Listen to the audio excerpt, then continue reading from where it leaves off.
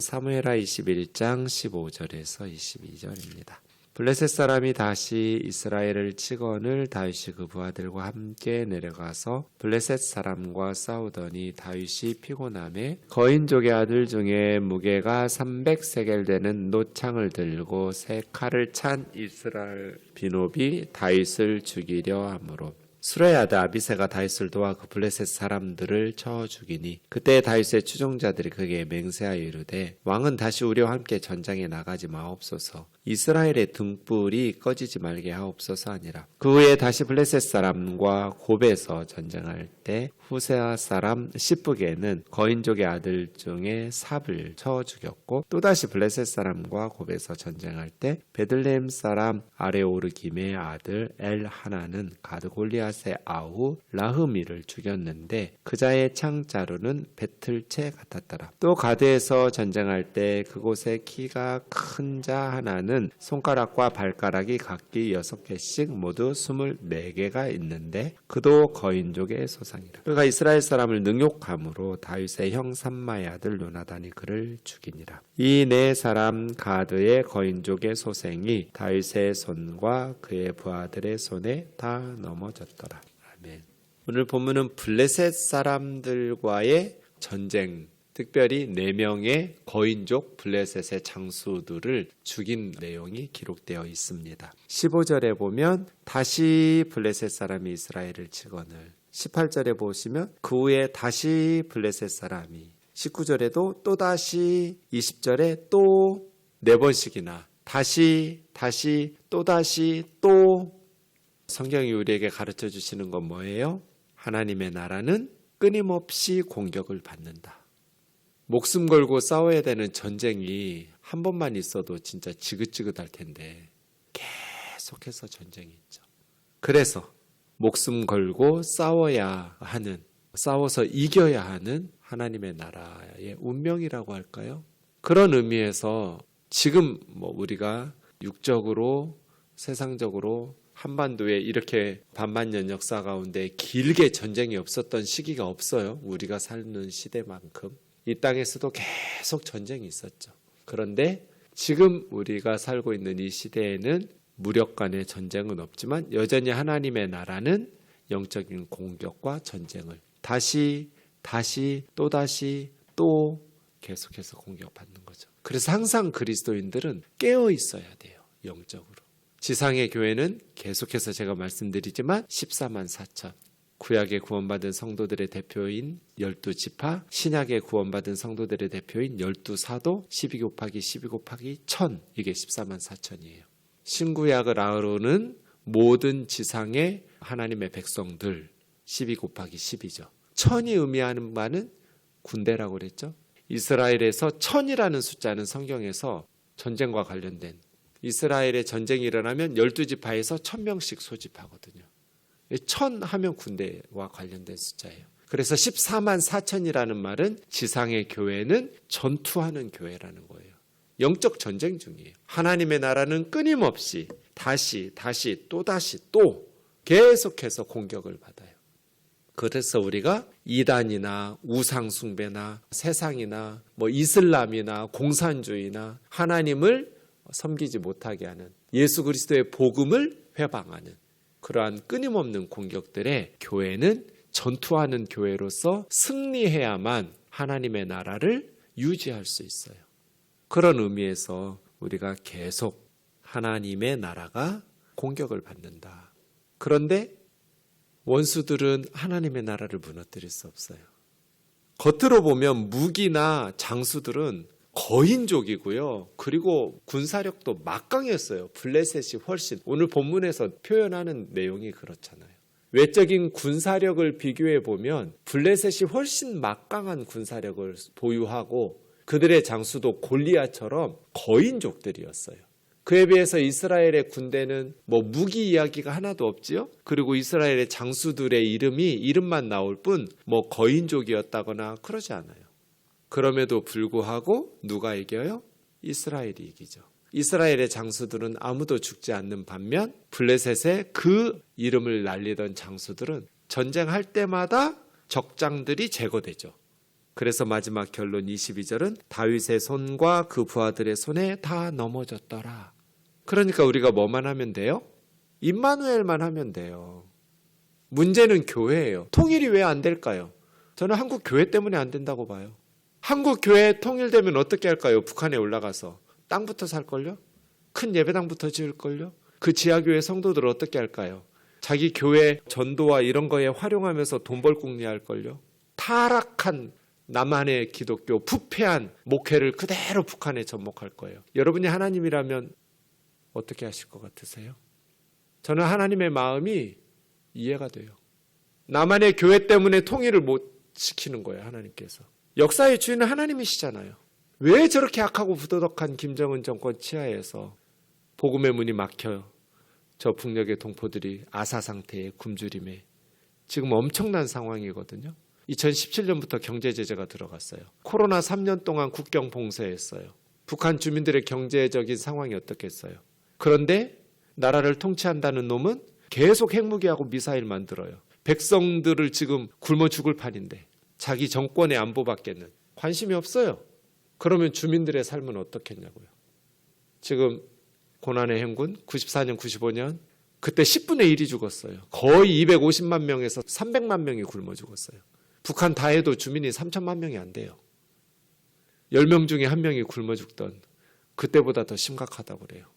이런 상황에 있는 그 가슴 찢어지게 아파하는 하나님의 마음이 그럼에도 불구하고 이 통일의 문을 열어주지 못하는 원인이 뭐냐? 전 세계 그리스도인들이 기도하는데 저는 우리들 때문이라고 봐요. 남한의 교회 때문이다. 타락한 목사들 때문이다. 열어주고 싶어도 하나님이 열어주실 수가 없다. 나중에 하나님 앞에 섰을 때 너무나 부끄러울 것 같아요. 저는 얼굴을 못 들 것 같아요. 너무 미안해서 하나님한테. 문제는 교회예요. 성도들이에요. 예수 믿는 사람들이 예배당에서만 예수 믿는 척하지 예배당 문 나가면 세상 사람하고 똑같이 살아요. 안 믿는 사람보다도 더 이기적이고 더 못돼 처먹은 사람들이 너무 많아요. 교회에. 그러니 어떻게 하나님께서 교회를 통해서 세상을 변화시키고 교회는 군사력으로 싸우는 거 아니에요. 무기를 가지고 세상하고 싸우는 거 아니에요. 임마누엘로 싸우는 거예요. 하나님과 함께하는 것으로. 무기는 블레셋이 더 강했어요. 그런데 승리는 이스라엘이 해요. 왜요? 하나님께서 함께 하시니까. 임마누엘 때문이에요. 저는 확실해요. 역사의 핵심은 교회다. 교회. 교회만 성경적으로 건강하게 회개하면, 교회만 건강해지면, 성경적인 교회들만 동네마다 세워지면 우리나라는 복받는다. 정치, 경제, 모든 교육, 문화, 모든 영역에서 선한 열매들이 풍성히 맺히고 전 세계가 부러워하는 나라가 될 것이다. 문제는 교회다. 문제는 예수 믿는 그리스도인들이다 라고 생각하는 거죠. 15절 보세요. 다시 블레셋이 이스라엘을 쳤네요. 그런데 다윗이 피곤했어요. 전쟁터에서 피곤하면 죽어요. 그래서 성도들은 자기 관리가 중요해요. 영적인 전쟁을 하고 있기 때문에 사탄은 약점을 파고들잖아요. 아마 아비새가 돕지 않았으면 다윗은 죽었을 거예요. 전쟁터에 나갔는데 피곤했어요. 어떻게 맞서서 싸우겠어요? 싸울 힘이 다 사라져버렸는데. 그래서 이스비 브노비라는 블레셋의 군사 장수가 다윗을 죽이려고 할 때 스루야의 아들, 스루야는 다윗의 누이예요. 요압 동생이에요. 아비새가 도와가지고. 그래서예요. 영적 전투는 혼자 하는 게 아니에요. 그래서 가나안 성도들이 위험한 거예요. 교회 나가니까 계속 상처만 받고 막 숨이 막혀. 교회 다니는 게 너무 싫어. 그래서 믿음은 있는데 가나안 성도가 되는 거죠. 가나안 바꾸면 안 나가요. 예수님은 믿는데 교회는 안 나가는 그러한 그리스도인을 가나안 성도라고 그래요. 위험해요. 가나안 성도들이. 왜요? 다윗과 같은 사람도 전쟁터에서 피곤할 때 있잖아요. 항상 우리가 성령 충만하지 못하잖아요. 영적인 침체에 빠지고 게을러지고 영적으로 무기력해질 때가 있단 말이에요. 그럴 때 아비새가 도와야 되거든요. 아비새가 다윗을 도와 이스비 브놉을 쳐서 죽이고 승리하는. 그래서 신앙생활은 공동체가 중요해요.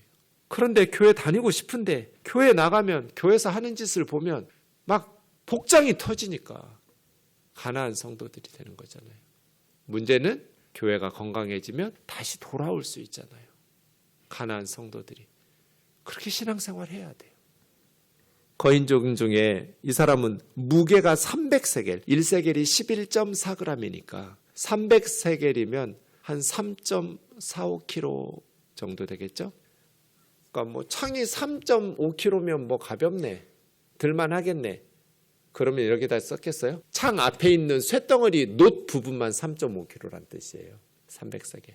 그럼 창 전체는 얼마나 무겁고 크겠어요? 그런 이스비브놉은 창을 들고 새 칼이라고 했는데 원문에 칼이라는 단어는 없어요.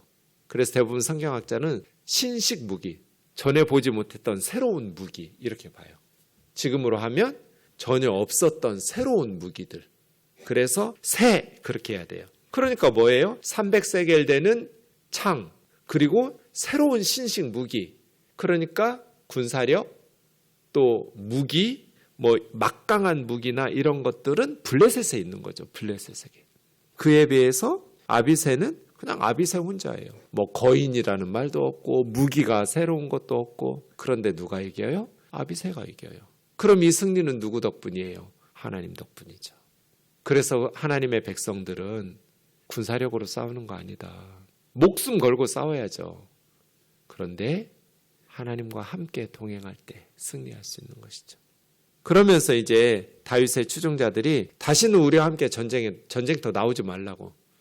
제대로 도움도 안 되면서 그냥 죽을 뻔하지 않았느냐고. 왕이 죽으면 이스라엘의 등불이 꺼지는 거 아니냐고.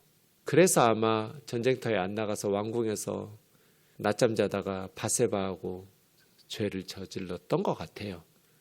전쟁터에 안 나간다고 해도 나가야 돼요. 사실은 후방에 있으면 되는데 안전한 곳에. 안 나간다고 해도 낮잠 자고 그러면 안 되죠.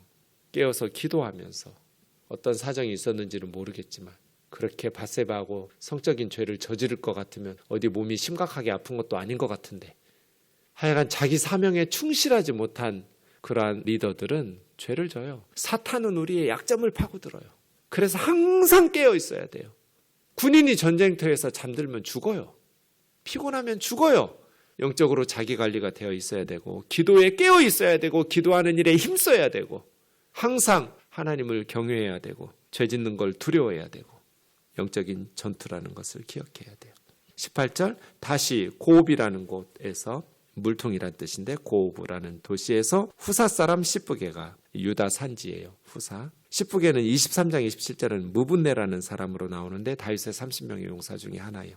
그 거인족의 아들 삽을 죽였고 또다시 곱에서 전쟁할 때 베들레헴 사람 아레오르김의 아들 엘하나니 골리앗의 아우 라흠이라고 했는데 원문에는 골리앗이라고 나와요. 아우 라흠이라는 단어가 없어요.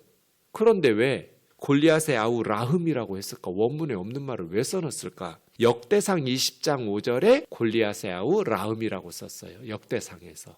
그래서 여기도 원문에는 없는데 역대상 20장 5절을 따라서 골리앗의 아우 라흠이라고 써놨어요. 그러면 골리앗을 죽인 건 다윗인데 엘하나니 골리앗을 죽였다? 이렇게 되잖아요. 골리앗은 사람 개인의 이름이라기보다는 뭐 애굽의 바로, 우리나라로 하면 임금, 왕 이런 단어예요. 그러니까 어떤 장수의 직위명인 것 같아요. 개인의 고유명사라기보다는 어쨌든 골리앗의 아우 라흐미를 죽인 게 맞아요. 19절에 배틀채 같은 창자루 그 라흐미가 가지고 있었던 게 배틀채는 상당히 두꺼운 무게이기 때문에 그만큼 창이 크고 무거웠다. 강력한 무기였다. 계속해서 블레셋은 강력한 무기들, 막강한 군사력 이런 것들, 거인족을 강조해요. 마지막 20절에 네 번째 사람은 키가 큰데 손가락과 발가락이 6개씩 있어서 24개라는 특이한 그런 다지증이라고 하죠. 지체가 더 많은 거인족의 소생이었는데 골리앗처럼 이스라엘을 능욕하다가 다윗의 형 삼마의 아들 요나단이 그를 죽였다. 그래서예요. 두 가지죠. 하나는 하나님의 도우심, 하나는 이스라엘 백성들이 목숨 걸고 헌신한 거죠. 전쟁터에. 나라를 지키기 위해서. 우리도 마찬가지죠. 하나님의 도우심 임마누엘과 우리의 헌신, 하나님이 도우시니까 우리는 대충대충 신앙생활 해도 되는 거 아니에요. 힘을 다하여 수고해야 돼요. 하나님을 섬길 때는. 그럴 때 하나님의 나라가 승리할 수 있어요. 하나님의 도우심이 없이는 승리할 수 없어요. 또 하나님이 도우신다고 해도 우리가 하나님의 일에 나서지 않으면, 목숨 걸고 싸우려고 헌신하고 희생하지 않으면 선교사가 나가야 복음을 전하죠. 누군가가 교회에서 봉사하고. 그런데 요즘 현대 그리스도인들은 너무나 편하게 신앙생활 하려고 그래요. 우리 친구 목사님들 모임하는데 대화의 주제가, 고민이 그런 거였어요. 성도들이 식당, 주일에 우리 점심 먹잖아요. 교회들이 코로나 때문에 요즘 못 먹지만 이제 우리 교회도 11월부터 국수 먹을 거예요. 11월 첫 주부터 국수 먹기로 운영위원회에서 지난달에 의결했는데요. 주일 점심을 먹어요. 교회들이 주일 점심 만들고 설거지하는 성도들이 없는 거예요. 성도들은 많은데 성도들이 싫어하는 거예요. 그래서 요즘 대부분 교회들은 돈 주고 사서 해요. 아니, 자기들이 먹을 밥을 우리가 돈 낼 테니까 그냥 봉사하긴 싫어요. 예요? 다 맡겨요. 이게 옳은가? 내 몸으로 봉사를 해야 교회에 대한 애정도 있죠. 그냥 편하게 예배만 드리고 커피 마시고 힘든 봉사나 이런 건 우리 교회 다니지도 않는데 다른 성도도 아니고 그냥 아주머니들에게 돈 드리면서, 그게 옳은가? 저는 동의하기가 어려워요. 봉사 안 하려고 그래요. 힘든 거 안 하려고 해요. 그럼 누군가는 해야 하잖아요. 그냥 돈 주고 시키려고 해요. 교회 청소도, 음식 만들어서 자기들이 먹는 그런 모든 것들도. 하나님의 나라는 우리의 기도와 몸으로 섬기는 거예요. 몸으로. 물질과 기도와 몸으로 섬기는 거지. 기도 없이도 안 되고 물질 없이도 안 되고 몸의 봉사 없이도 안 돼요. 하나님의 도우심과 하나님의 백성들의 헌신과 희생, 땀과 눈물 합해질 때 하나님의 나라는 승리할 수 있어요. 다윗 혼자서 위대한 나라를 만들 수 없어요. 이렇게 아비새, 십부개, 또 엘하난, 요나단, 계속해서 이름이 밝혀지지 않은 수많은 이름 모를 희생과 헌신들이 모여서 다윗의 나라가, 하나님의 나라가 세워지는 거죠. 우면동 교회도 마찬가지겠죠. 기도하겠습니다. 사랑하는 하나님 아버지, 하나님의 나라는 지금도 끊임없이 공격을 받습니다. 사탄은 우리의 약점을 파고듭니다. 항상 깨어있게 하여 주옵소서. 그리고 혼자 있으면 위험합니다. 그런데 교회라는 공동체가 성경적이지 못합니다. 영적으로 건강하게 성도들의 신앙에 유익하지를 못합니다. 그러면 우리 성도들은 너무나 괴롭습니다. 하나님께서 기뻐하며 안심하고 성도들을 보낼 수 있는 우면동 교회가 되게 하여 주옵소서. 하나님을 기쁘시게 하고 선한 것을 기뻐하면서 하나님의 말씀이 바로 선포되고 하나님의 나라가 힘있게 확장되어져 가는 일에 헌신하는 선교적 공동체로 우면동 교회를 사용하여 주옵소서. 위대한 다윗 한 사람이 하나님의 나라를, 위대한 공동체를 만들 수 없습니다. 수많은 사람들의 희생과 헌신이 함께 있었습니다.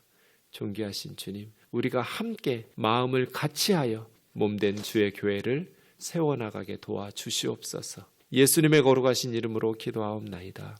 아멘.